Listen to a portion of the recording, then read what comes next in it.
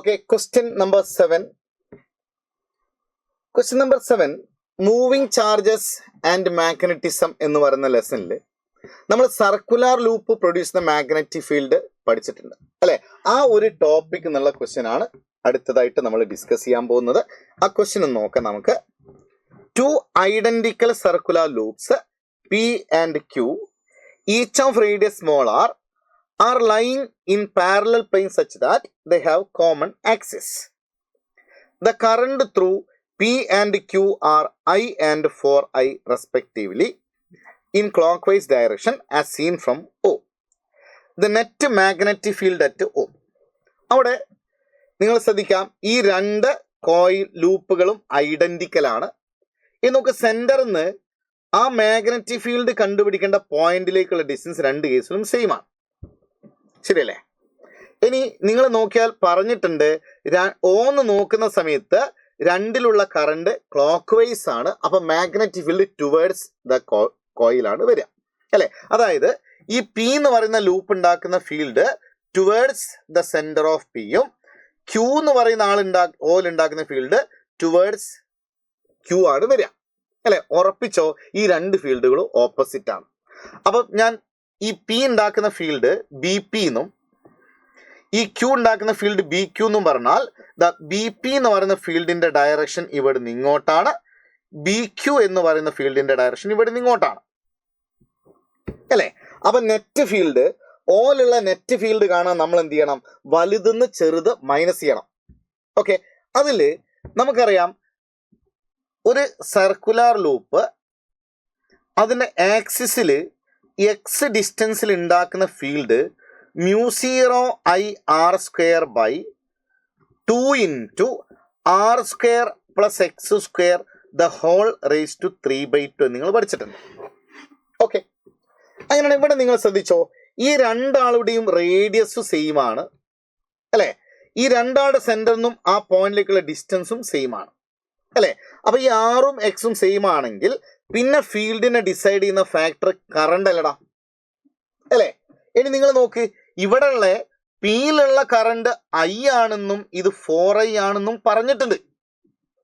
Okay, അങ്ങനെയാണെങ്കിൽ നിങ്ങൾ ഉറപ്പിച്ചോ, ഇവിടെ ഈ മാഗ്നറ്റിക് ഫീൽഡിനെ ഡിസൈഡ് ചെയ്യുന്ന ഫാക്ടർ കറണ്ട് ആണെങ്കിൽ ഈ പി ഉണ്ടാക്കുന്ന മാഗ്നറ്റിക് ഫീൽഡ് എത്രയാണോ അതിന്റെ 4 ടൈംസ് ആണ് ക്യൂ ഉണ്ടാക്കുന്ന മാഗ്നറ്റിക് ഫീൽഡ് വരികയാണ് അല്ലെ. അപ്പൊ ഉറപ്പിച്ചു ആരാണ് കൂടുതൽ? ഈ ബി ക്യൂ എന്ന് പറയുന്ന 4 ടൈംസ് ബി പി ആണെന്ന് അല്ലെ. അപ്പൊ നമ്മൾ നെറ്റ് കാണിച്ചത് വലുതും ചെറുതും മൈനസ് ചെയ്യണ്ടേ അല്ലെ. അപ്പൊ ബി ക്യൂ എന്ത് ചെയ്യണം? ബി പി മൈനസ് ചെയ്യണം. ഓക്കെ, അപ്പൊ എന്റെ നെറ്റ് ഫീൽഡിന്റെ ലോജിക് ഇതാണ്. ബി ക്യൂ എന്ന് പറയുന്നത് അല്ലെ, B Q minus B P ആണ് ചെയ്യേണ്ടത്. ബി ക്യൂ എന്ന് പറയുന്ന ഫീൽഡാണ് വലുത്, കാരണം അവിടെയാണ് കറണ്ട് കൂടുതൽ.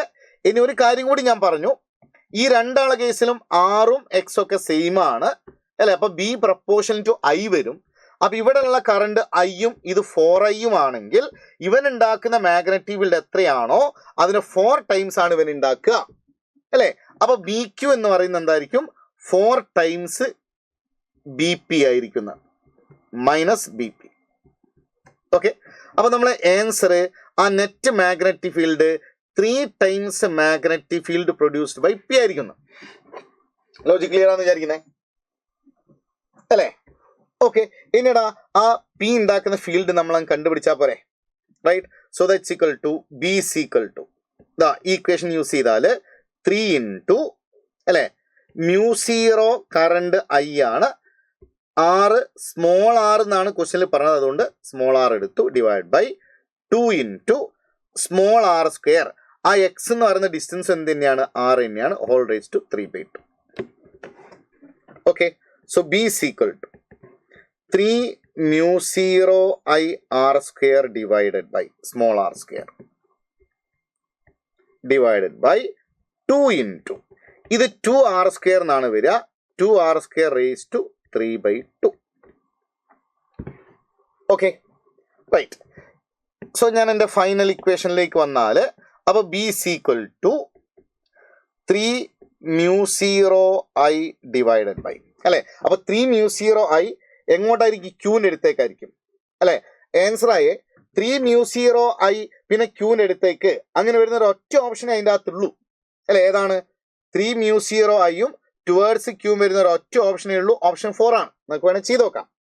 3 mu 0 i r square by അല്ലെ 2 into 2 raised to 3/2 into r cube എന്ന് വരും. അപ്പൊ ഈ ആർ സ്ക്വയറും ആർ ക്യൂബിൽ ഒരു ആർ സ്ക്വയറും കട്ട് ചെയ്തു പോകും. അപ്പൊ 3 mu 0 i divided by 2 into ഇത് നമുക്ക് 2 into 2 raised to 1/2 എന്ന് എഴുതാം, 3/2 അല്ലെ. അപ്പൊ ഇത് 4 വന്നില്ലടാ, ഇത് √2 വന്നില്ലേ, ഒരു 6 താഴെയുണ്ട് അല്ലെ. അപ്പൊ 3 into mu 0 i by 4 √2 r എന്ന് വന്നു അല്ലെ. പക്ഷെ ഇത്രയൊന്നും ചെയ്യേണ്ട ആവശ്യമില്ല അല്ലെ. ഇവിടെ തന്നെ ആ ഫീൽഡ് ഇവിടെ തന്നെ നമുക്ക് ആൻസർ ആയി 3 mu 0 i എന്തായാലും വരും. അപ്പൊ ഇത് രണ്ടും അല്ല. പിന്നെ ടുവേർഡ്സ് പി ആണോ ടുവേർഡ്സ് ക്യൂ ആണോ അല്ലെ, ടുവേർഡ്സ് ക്യൂ ആണ്. അതുകൊണ്ട് ഓപ്ഷൻ 4 ആണ് നമ്മുടെ ആൻസർ വരിക. ഓക്കെ.